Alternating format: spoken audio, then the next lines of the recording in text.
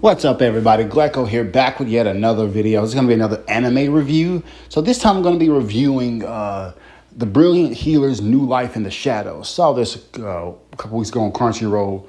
I started watching it in the English dub, and I got to the point where it was the Japanese episodes were only available. So I just waited till the rest of the English dubs was out. But now I'm getting to it. But anyway, yeah. So I ain't gonna waste your time. This show, 9 out of 10. I saw it on Crunchyroll. Highly recommend you go watch it. Boom. If you crunch for time, there you go. This show's great. It's got great characters, cool magic. Though we'll talk about the magic a little bit because it is kind of interesting, and really great plot. This show really shines in its plot. I have recently found it difficult to watch a lot of animes because I don't really like animes like animes that aren't like your really notable one or your big ones, like, your Black Clovers. By the way, Black Clover's coming back, thank God. Your Black Clovers, your Fire Force, those like that, like those the lesser known animes, because a lot of times they lean into because I watch stuff with magic. I love superpowers. I love magic, guys. I don't really get to anything else like that. So a lot of times it's always these political BS crap when it comes to like the plot and all that. But I'm very glad to say the Brilliant Healer does not go into that.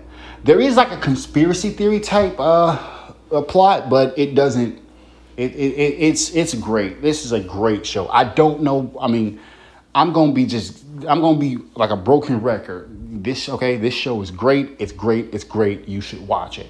So the Brilliant Healer, the main character is a man by the name of Zenos. Zenos was found by this party of adventurers. He was an orphan in the slums, but he learned his healing magic from a teacher, a really great healer. But the teacher disappeared one day.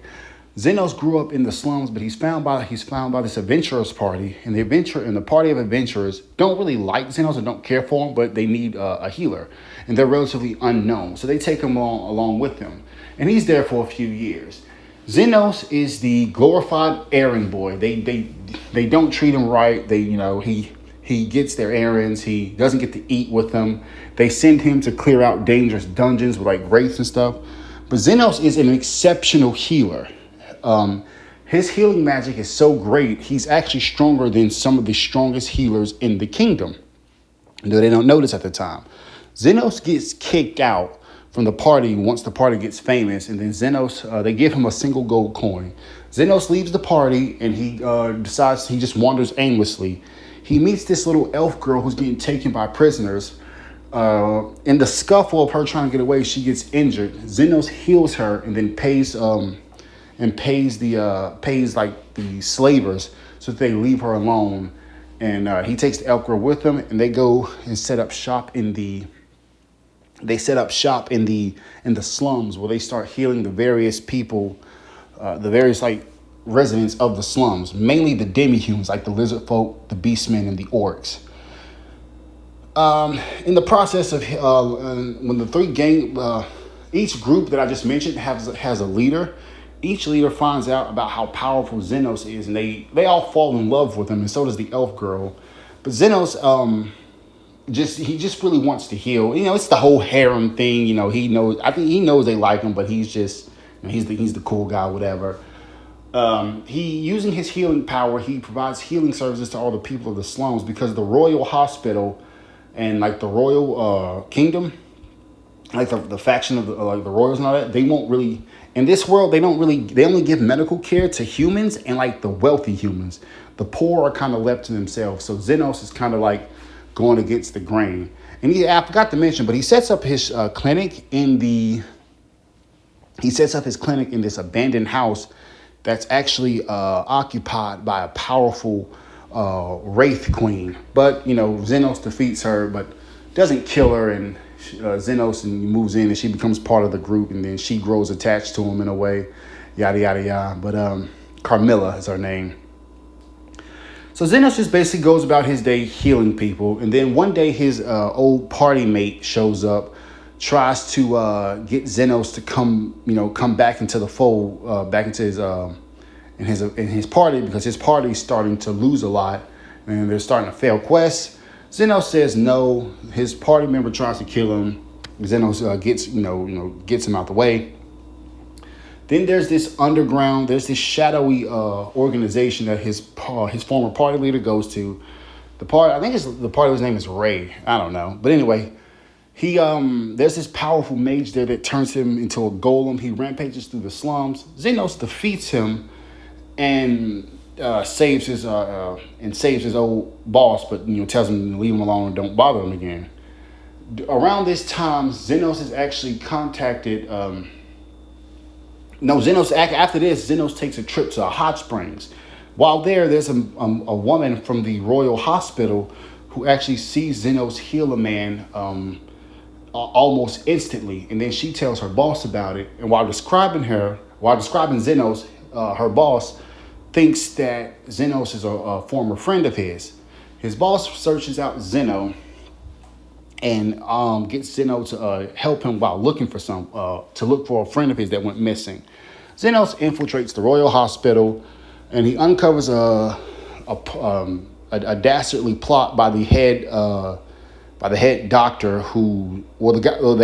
the head doctor who's about one of the high-ranking doctors who's about to be the head doctor, but he's actually really, really corrupt.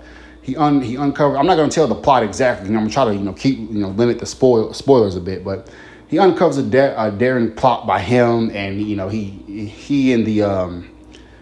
and the guy who recruited him to go under they put a stop to him, and that's pretty much the end of season 1. And we learned at the end of season 1, the guy who turned Xenos' former party leader into a giant golem is actually the guy who infiltrated the party and who was behind who has something to do with the head doctor and his diabolical scheme. He actually tries to kill the doctor towards the end, and a lot of other party guests, but But anyway, I ain't gonna go too much farther into that. So yeah, this show was great. I loved the plot. I loved every episode. There is magic in this world, but we only really focus on healing magic for season 1. Season 2 might be a little different. I don't know, but there's you see magic guns and swords and stuff from the. And I forgot to mention, there's this one royal knight who goes to look for Xenos because the royals find out that the factions in the slums aren't fighting one another. So they actually send her to go capture Xenos, but Xenos winds up saving her life as she's investigating something else. And then she kind of falls in love with Xenos too. But that's kind of skipped over that. But yeah. This show is, from the action to the plot to the characters to the magic, graphic, everything's good. Nothing. I give it a 9 out of 10. I honestly don't know what else to say. The Brilliant Healers, New Life in the Shadows. You guys really should go watch this on Crunchyroll. It's only 12 episodes. Maybe we get a season 2. Hopefully we get a season 2. But, yeah. This is Glecko. Hope you guys enjoyed the video. Thank you so much for watching. See you all next time.